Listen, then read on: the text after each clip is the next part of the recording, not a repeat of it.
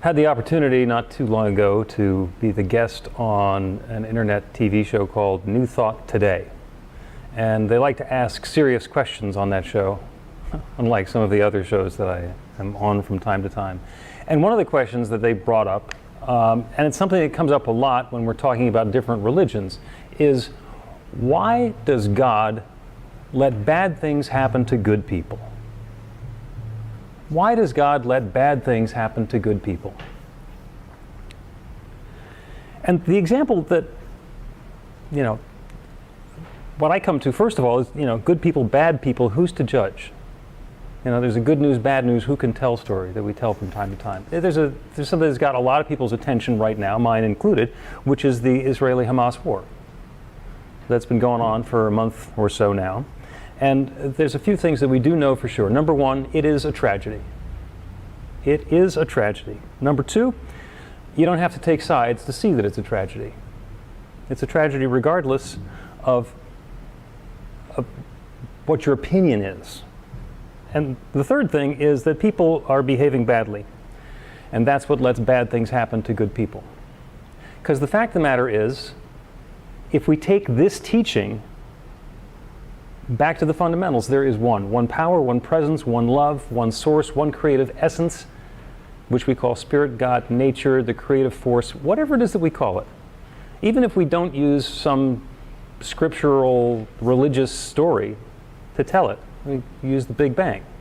There's only one Big Bang. It's not like I have my Big Bang and they have their Big Bang. There's not an Israeli Big Bang and a Hamas Big Bang. There's one Big Bang, and everything is unfolding and evolving and expressing from that. Even if you use the scriptural story. In the beginning there was darkness and God. That was it. It's darkness and God and void, nothing else. And God said, let there be, and there is. And everything is shared. So other than God, what do we have? Darkness. So there's only God.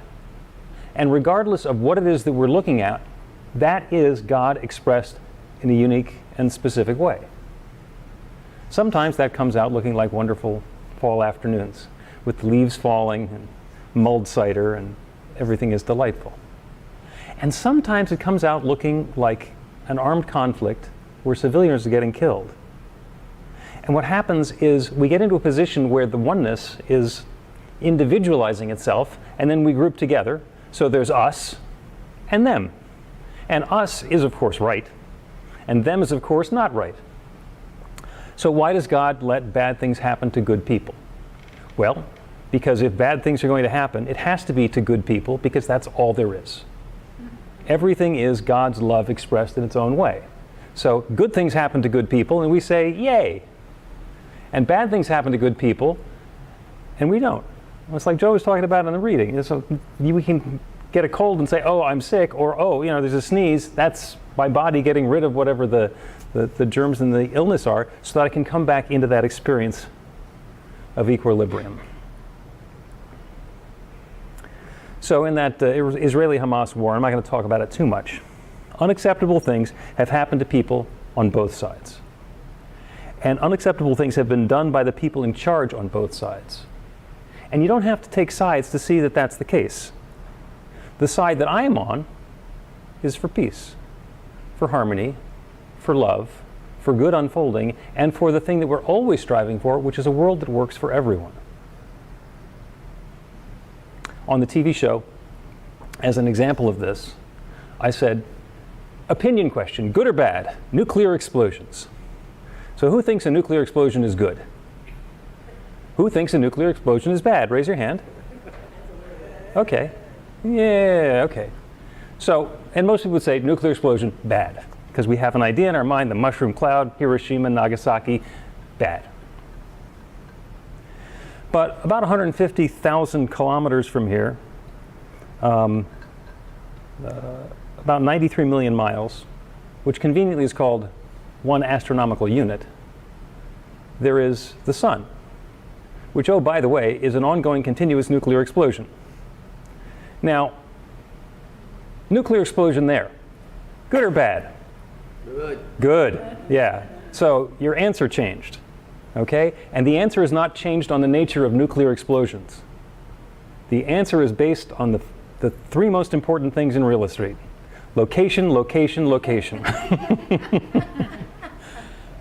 And that happens so often that we have an opinion based on our perspective. There's an acronym, NIMBY, which is not in my backyard. So yes, of course, I want good cell phone coverage, but I don't want that ugly tower in my neighborhood. Yes, of course, I want all of the benefits of an industrial society, but I don't want to have to think about the pollution that industrialization is creating. Location, location, location. And this is not new. This is stuff that's been going on forever and forever and forever. And I sometimes talk about perspective. The problem changes when you look at it from a different angle. One of the best things that we can do is look at something instead of with judgment and criticism and trying to figure out what's good or bad, is to notice when something's happening and the way we're engaging with it. It's like, what's that doing to me? How do I feel about that? What is this other person? What is that other group? What is this bunch of folks outside of me interested in that they're doing this thing that is landing on me to be so unacceptable? Now, that's not me saying, oh, let's go agree with them. Let's just get an understanding what it is that they're looking for. What brought this about? Because once we get to that, we can get into the idea of what can we do to change it. You know, they're the 3 steps in causation we were talking about a few weeks ago, which is we have a belief and understanding of a value. And then we have behaviors and actions about that. And that shows up as a result. And this happens in the workplace. So companies are having a toxic culture where people are treating each other badly. And they say, well, the thing we want to do is make people behave differently. Well, actually, what you got to do is jump back all the way to the beginning. Why are they behaving that way? What is their motivation? What is it that's brought that about? And you change that, and the rest of it changes all by itself. So here's a probably familiar story. 2 groups of people claim dominion over the same land.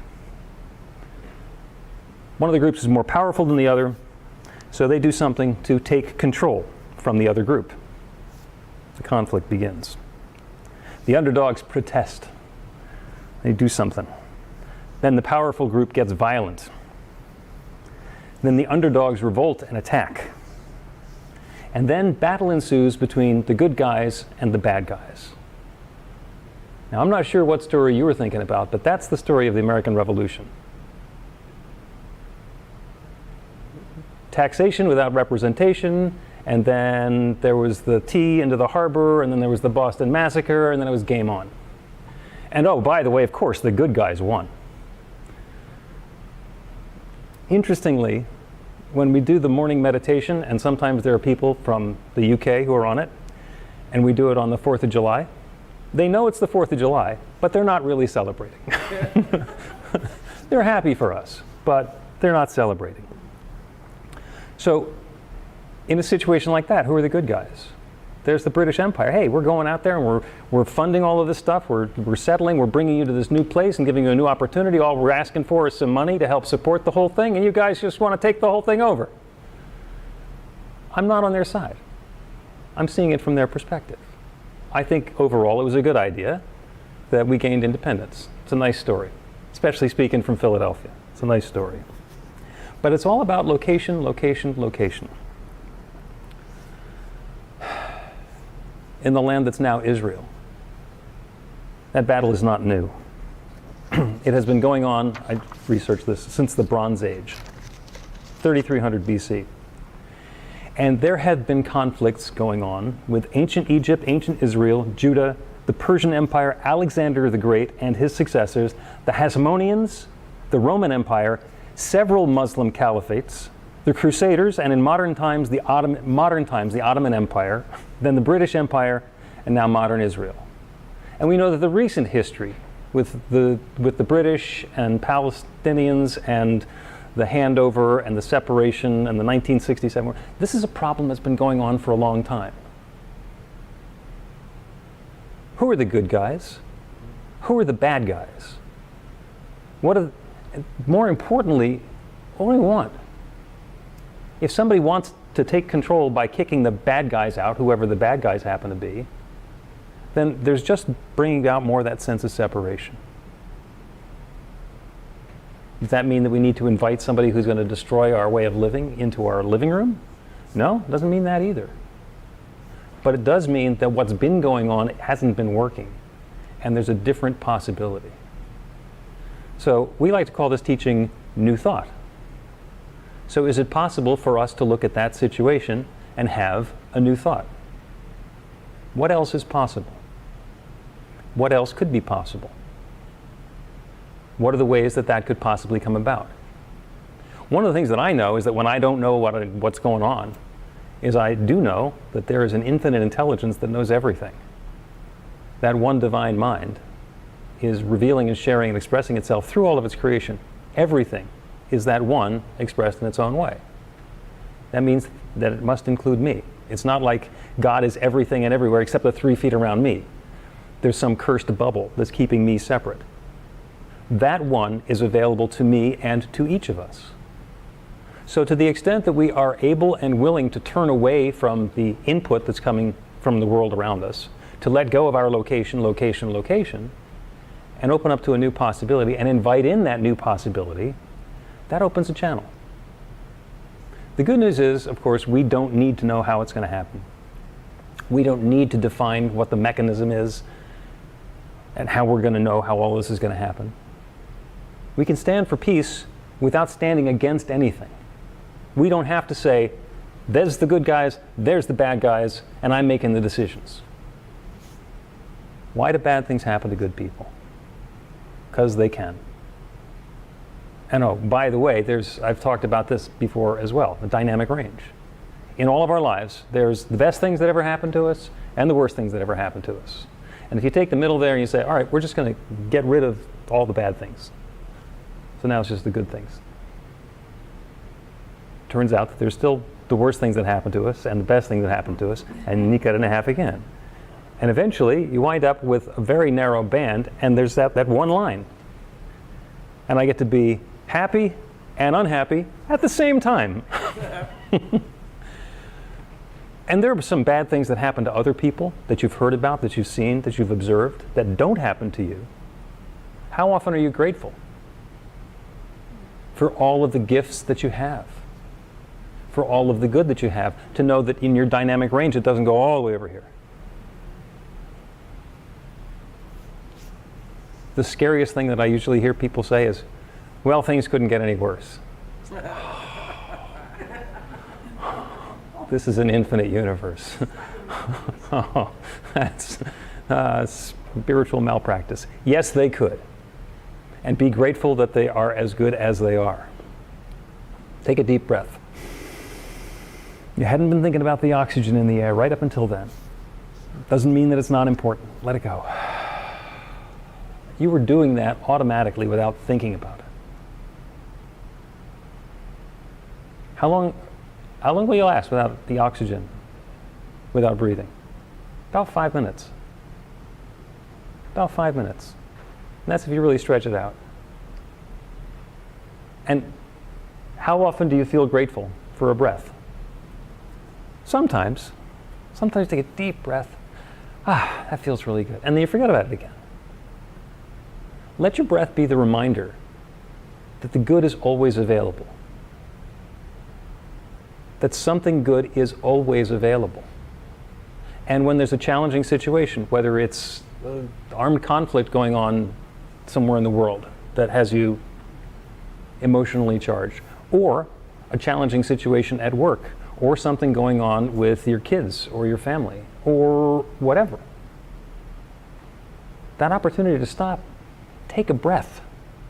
Say, I'm not locked into this location. I can be in a different place. I can be in a broader spot. I can have that empathy. Look at what's going on for somebody else. And maybe not make specific changes myself, but just know that change is possible and let go of what I've been doing up until now and allow the infinite to create something new. Because the fact that we're here means that we have an opportunity to change something in this present location, at this time, right here and now.